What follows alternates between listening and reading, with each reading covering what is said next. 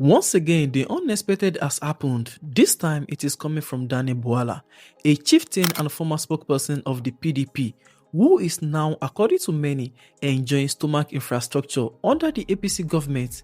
In the early hours of today, Bwala appeared on Chinese television and said something that shocked a lot of Nigerians. I'll play the clip for you so you can hear it yourself.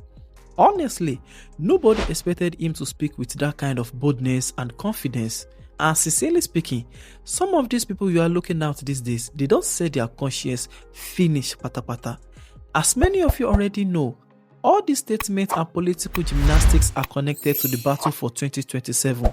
It hasn't even started officially, but people in APC are already predicting how the election will go. Some saying Tinubu will come first, Atiku under ADC will come second, and Peter Obi won't even smell the presidential ticket unless he goes back to Labour Party. But truth is, we all know the resistance is facing there too. Let's not forget, PDP is still making efforts to bring Obi back, and now there is talk of Jonathan returning, with claims that he is Tinubu's secret weapon to stop Peter Obi. Truth is, as long as there's no unity among our politicians or more, we should expect more drama, more allegations, backstabbing and revelations. But what exactly did Bwala say that is causing all this noise? This is the same man who once said that even if you give Tinubu 30 years, nothing will change. So how is he now so sure about what will happen in 2027? But the big question Nigerians are asking is, will 2023 repeat itself in 2027? Before I play you the full clip, to always stay updated with real-time political drama and trending news, do well to hit that subscribe button and turn on the notification bell so you don't miss any updates. Now take a listen to what he said. But I mean, the first one you learned was Emilokon. Yes, it's our turn actually. Do you understand what that means? Emilokon means my turn. It's my turn to bring to bear what I believe to be my vision for the Nigerian people. It is my turn to bring to bear what I believe to be the dreams I've always had as a leader, and I want to be able to bring it on board as a president of the Federal Republic of Nigeria. It's my turn because every citizen under the Constitution of Nigeria personalized the provisions of the Constitution to himself. It is my turn. Like somebody who goes to church and is praying to God, he doesn't say, God bless my neighbor alone. He says, God bless me and my family as well. It is my turn because I believe within the framework of the party, when we negotiated it, that it will come a time when it will be my turn to also run for it. So there is actually nothing wrong with the use of the word Emilekon. And now that he is governing, he has been able to prove that it's actually the turn of Bola Tinubu to right the wrong and put the economic structure in its proper perspective. Some of the things that my uncle is saying about the president is not a reflection of reality. While I try to avoid interrogating the choice of word that use, which I believe is not friendly and will not be good for children or people who in fact value relationship, because if you have a relationship, even when you fall out, that is what we call the rules of engagement. The president was never quoted at any time to have said anything about Babachir. Even when Babachir left the president, when you would have thought he would be the one to react, he never said anything. I mean, I left him, he never said anything. So what Uncle Babachir is saying, I believe if he is being honest with Nigerians, he should be able to separate between his personal interest and national interest. All of the vituperations, all of the expression that he was given is a reflection of his personal opinion about his self-interest in relation to his relationship with Asiwaju. But in terms of whether there is a Yorubanization of the country, I believe this conversation came some times back when we really have fact to say that stats and data does not support what he said. Jonathan seems to, now his name is being mentioned. If that man gets into the race, what are the hopes of the Bwala Tinubu 2027? And a lot of issues that the man raised as to the direction of this government, whether or not this government is pitching itself against the Nigerian people, as to its policies, and whether or not Nigeria is in trouble under this government. Nigeria is actually safe under this government, because if you look at the last 2 years and see how much we have achieved and the results coming out, which is attested to by both national and international people, you will know that this administration was able to put the country on its proper trajectory. Nigeria is safe under this administration because some of the things that could have happened, which would have plunged Nigeria in disarray and problem, have been dealt with. And people are beginning to see hope, and they are moving in the direction. The problem I have with those who come as opposition is that for the lack of ideas, for the lack of alternative, they want to pick just about anything that they see. And in this case, since they have not been able to put themselves together, the only thing they can do is to stock up. There are those who will say, naturally, there's that tendency. Naturally, human beings will gravitate towards the habitat which they relate better with. And it is almost natural for you to have a Hausa president that will have a lot of Hausa around him, because it's natural for him. A Yoruba man will have a Yoruba man. And there are candidates in the campaign that they say, the only reason why I cannot work with that candidate is because everybody around him is Igbo. There are people like that. Right. But as a government, the criticism is that look at your circle, and the key positions of government are those not only from your ethnic divide, but those within your immediate circle. That, well, they've been resting in abroad, all of a sudden you just brought them back to the country. Those were his exact words in the consideration, because he feels that the country is very sensitive. Beyond you concentrating on your immediate circle, you need to expand the circle, and the power and the core of government should not be focused on one group of people. Every man works with he or she that believe he can work with to deliver efficiently. But the Constitution has given us a baseline, a guardrail, right? That in order for you to constitute a government in Nigeria, you must have ministers from all the states of the federation. You must constitute the government in such a way that there will not be dominance of one over the other, so that loyalty can be given to the country. And when you meet that threshold, the next thing you look at is team of people that you believe will help you. You see, like this argument he's making, if you go to the southwestern Nigeria, there are people in the southwestern Nigeria who also have certain animosity to say that he is not working with this part of the state in the southwest, or even in the southwest, he's not working with this set of people. He's working with the people that he chooses, or the people that he prefers, or the people he has been with for long. But the question is, are they working? Are they not working? Then if you look at the cycle of the president, I mean, look at the president, the vice president is not from the southwest.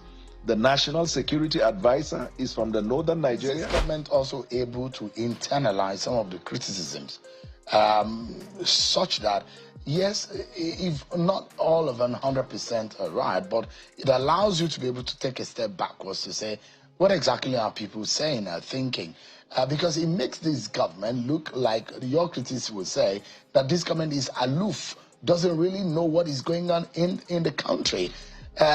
When you say that things are going to get better, the question will be, when will it get better? They are already getting better, but you see, when it comes to the issue of whether this government is responsible and responsive, I believe you must have reported over and over and over how that, for example, when an appointment is made and there is a backlash or outcry and the president will retract and reappoint, how that when certain decisions are made by the president and by the government, when there is a backlash and reaction, the president will withdraw from that. How that when it comes to addressing the Nigerian people, the president will give his reason for taking certain decision when there is a backlash or outcry, and then the president react. But you must separate between the outcry or backlash that come from the population of Nigeria, an agenda that is cooked by the opposition. Let me tell you what will surprise you, Sheun. In the last 1 month, the kind of results that are coming across all fronts is torturing this opposition. Torturing them, because they have not been able to come out with any credible alternative. This opposition is turning itself into Kemi Bedunok, where you lack what to talk about, you talk about Nigeria. That's what they are doing. What are those things? If the president, Bola Tinubu, were not to be a Muslim, I am telling you, religion would have also been part of the thing that will be stocked up against him. You see? But we should be able to go beyond that. The northern Nigeria is extremely comfortable with the governance approach of Mr. President. You know why? He's solving the problems that are in the long term. And the problems in the moment, you can see conscious effort by the president through the various policy. Take, for example, when the report by World Food Program came out, I think 2 weeks ago, that certain individuals, there are people in northern Nigeria, especially the IDPs, are going to, go into death, sick. That is because of hunger, malnutrition, that many people are going to perish. What was the reaction of the government? The government, before the report, has taken steps to deal with the issue of malnutrition, to deal with healthcare issue. Now, opposition can never come here, Shewun, and talk about that. You know why? They don't have the ideas. I said this before on your show, and it bears repeating. This opposition till today have not brought up policy issue to say President Tinubu is wrong, this is how it should be.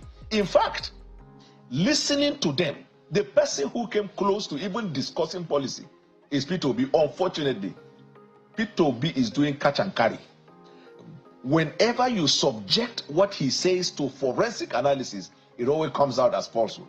Now, the rest of them, now look at them and look at their trajectory, and then be able to tell Nigerians whether as a lifestyle they have been involved in dealing with the problem of Nigerians. But the question is, whether or not you're talking about the nitty-gritty and the details of the policy of this government, right, and you are puncturing whatever the criticisms are, the fact that a lot of people may not be contradict or controvert is the fact that this government made promises, and it says in the end all of these policies will bring results, but Nigerians should be patient.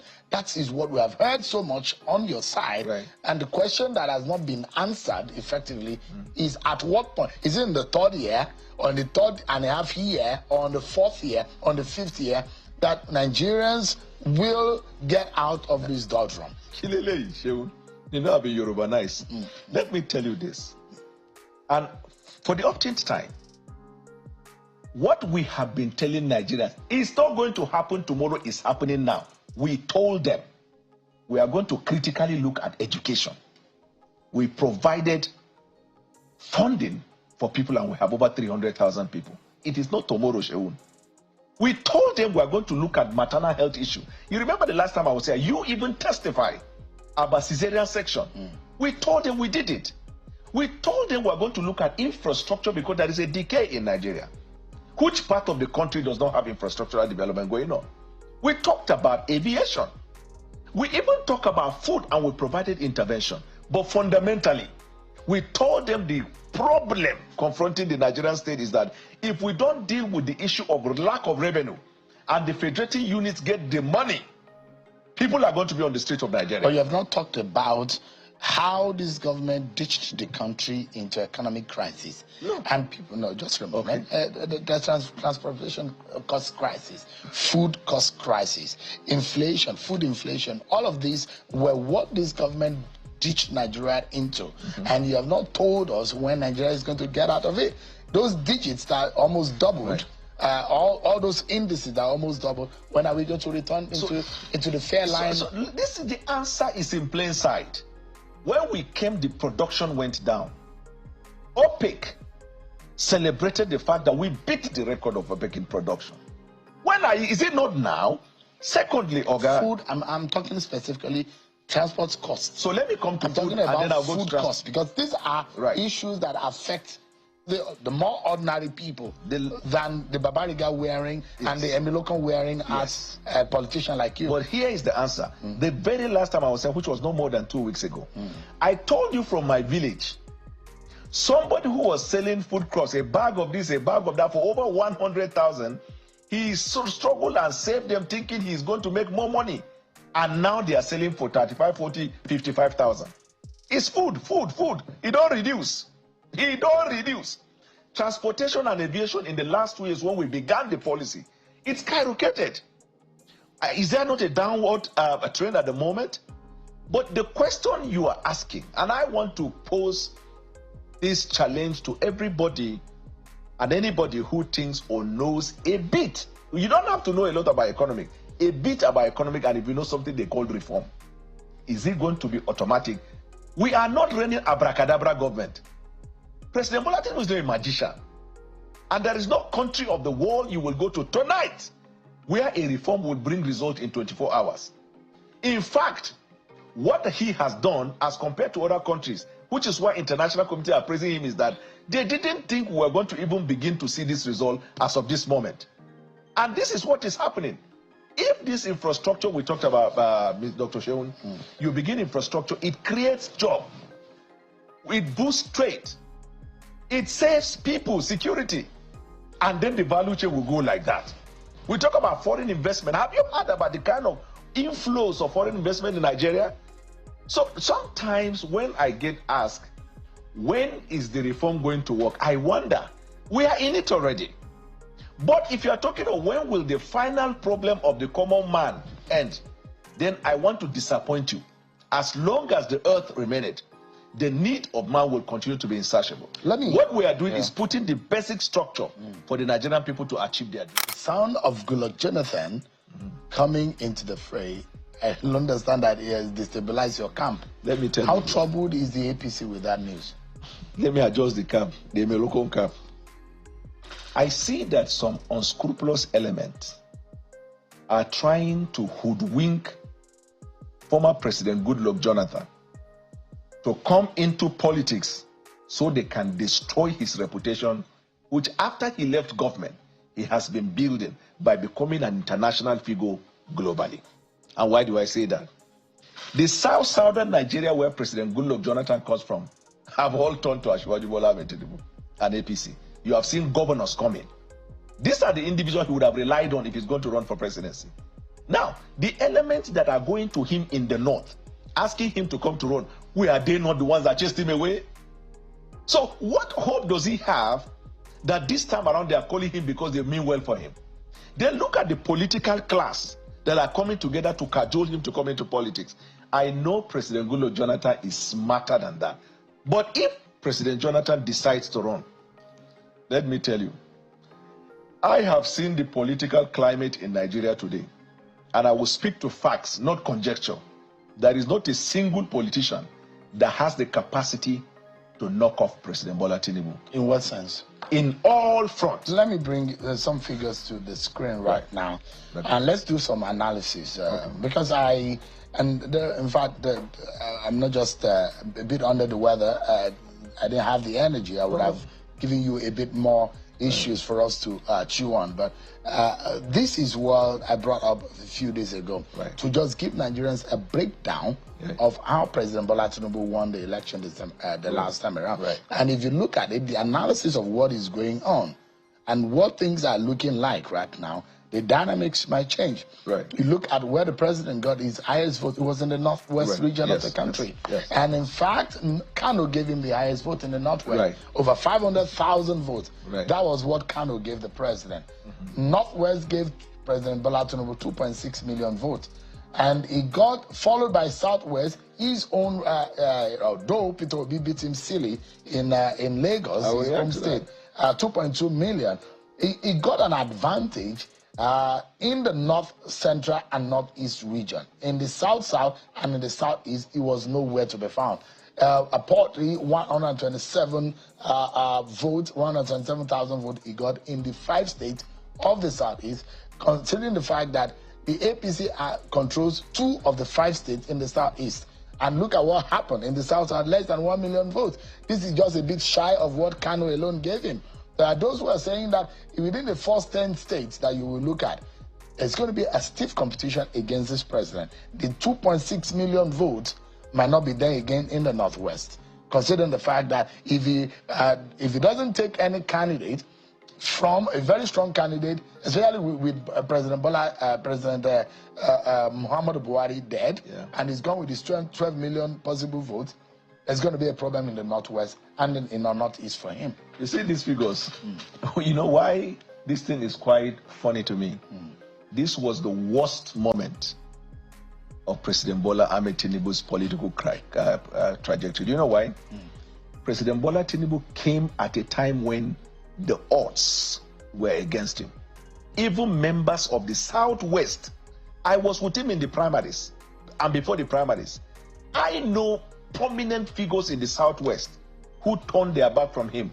Why? Because they were hearing that a Fulani man will give to another Fulani man. So they rally around Alhaji Abubakar. The Southeast, they were trying to find a place. Majority of them tried to align with Alhaji Atiku Abubakar. The North Central, Peter Obi used dangerous rhetoric and deceived the church that he is going to take the country back to the church. And he got the number he could muster. You see this thing? This is going to be like I don't know how to describe it, but let me take you zone by zone.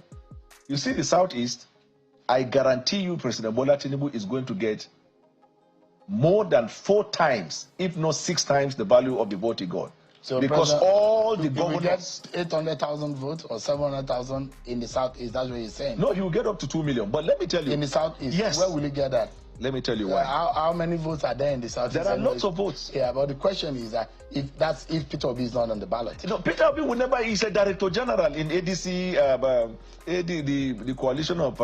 Peter Obi has 3 options on the table right now. Which option? PDP, Labour Party, ADC. Let me tell you, those who were saying PDP, when he had Jonathan, immediately he said he's Labour.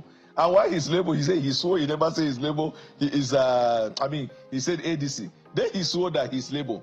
As I tell you, he's not going to get a ticket in any of the parties. That is Peter Obi. Now, the problem now is that he might not even get the vice presidential ticket from the way things are going. But whether Peter Obi is a ticket bearer of the party, Peter Obi has lost more than 50% of his vote because they were not votes that were built on agenda and politics. They were built on rhetoric and division. And Nigerian people's eyes are open. That is one, Southeast. When you go to the South, when President Bola Tinubu came, you know most of the governors were PDP governors in the South. Tell me a state in the South that is not supporting Ashwaji Bola Tinubu. Even the one that the governor say, I remain a member of PDP, say, I endorse Ashwaji Bola Tinubu. Are there not governors that have the structures in the state? Come to the Northwest. All these places will be going in the Northwest, the governors coming out, talking about the policies of the president and how they will support him. Are they not the ones with the structure? Sounds to me like what I heard in 2020. In 2014, 2015 about Goodluck Jonathan. So I've been hearing this rhetoric. Let me tell you today. The coalition then that removed Jonathan was not this Akamu and Moi Moi coalition. No. Rochas Okorocha carried Abga on his back and came. Saraki carried a part of PDP and came. Tambuwal carried a part of PDP, congregation, and came. Atiku Abubakar had his own structure. He came. Buhari came with his own structure. All of them came together from their legacy party. No disunity, no double parade. They are intact. Alimadu Sharif came with his own. And when they came together, the other parties, Nigerians were dissatisfied with President Jonathan. I thought that the same thing they've done now. Atiku Abubakar, there's a Bukala. So there's answer. PDP. There is El-Rufai. There is Peter Obi. All of them are not longer on this side. Let me even tell you, the coalition is the media. Because the media has to project that there is an opposition. There is no coalition. If there is a coalition in Nigeria, that coalition is in APC. We are getting governors from their place coming to us. Now, let me tell you, these people that went and gathered in ADC, tell me whether any of members of their party followed them. Let me start with my former principal. I can count to you 20 prominent people, heavy prominent people around him. They remain in PDP, they have not followed him. Peter Obi has been chased out of Labour. The only people Peter Obi have is scanty. Do you know the key people of Peter Obi? Where is Valentino Zigbo? Where is Kennedy Okonkwo? Where is Bwala? I can keep counting them on and on. Right. And then you come to El-Rufai. Did he deliver? We lost Senate, we lost House of Rep, we lost presidency there. Or my senior brother Malemi, as an incumbent attorney general, he couldn't win the ticket of the primaries. We're totally out of time. So the coalition is the media. This ADC is not the coalition. Like I always say, politics in Nigeria na real season film. And right now, new characters they enter the story again. Just imagine, Goodluck Jonathan after all the wahala of 2015. Now, some people they try bring him back, like say nothing happened. People are asking, what did they suddenly see in Jonathan? Now they didn't see back then when they pushed him out. Meanwhile, Peter Obi, the same man they have been fighting left, right, and center. All the parties suddenly want him. PDP wants him back. Labour Party no really dey give am space. Now ADC, where we all know say Atiku's hand dey inside, is allegedly trying to bring him in, not to empower him but to control him. Many believe the plan is to use him and dump him again. Atiku knows Peter Obi commands serious support, and joining ADC might just be a chess move to secure Obi's crowd, not to actually hand him the ticket. Omo, na strategy. But the question is, Peter Obi is aware of all these moves, or will he fall into the same trap again? And as for Jonathan, some say he's being pushed by Tinubu's camp as a secret knife to split votes and stop Obi's momentum. See, this 2027 matter no be small play. The game has started, and we haven't even reached campaign season. From now to election, expect more betrayals, shocking alliances, and unexpected returns. But in all of this, my own be say, now the ordinary Nigerians they always suffer last. That is why it is important for everyone watching this to stay informed. Don't be carried away by headlines alone. I still believe Nigeria go better one day. Well, but at the same time, we need to understand the power plays going on behind the scenes. To stay plugged in to updates like this, the real gist, the true talk, no sugarcoating. Do yourself a favor, hit the subscribe button, turn on the notification bell, and always come back here for the realest updates on toxicity. This is not just the beginning. Grab your popcorn because the movie don't start.